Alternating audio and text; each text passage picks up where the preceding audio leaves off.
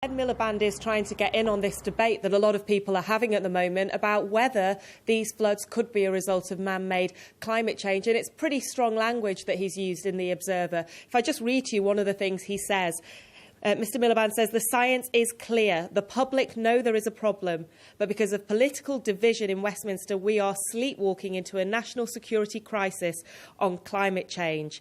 Now, clearly, Mr Miliband is trying to differentiate his party at this time from the Conservatives. David Cameron says he too suspects that this is to do with climate change, and he is the leader who once said, vote blue, go green, and that was his big thing. He was an environmentalist. But in recent years, we've had growing scepticism about climate change, particularly in his own party and among voters. And Mr Cameron has started to react to that. Most recently, we saw him say he was going to roll back green levies on energy bills. And if you listen to what he's been saying today about the floods, it's clear that his focus is more on the clear-up than the cause.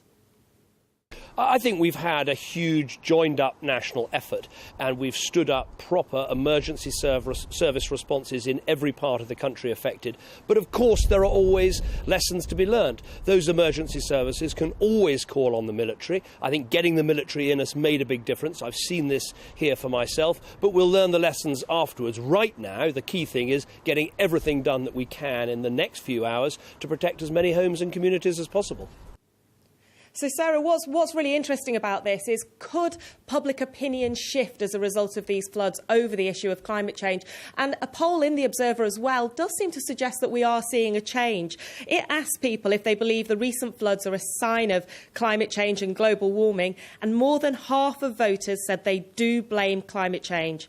Just under a quarter, far less, said they don't, and 20%, 1/5, said they're not sure either way. Now, David Cameron knows he's going to have to react to that and perhaps stand up more to the sceptics in his own party and put forward his own views.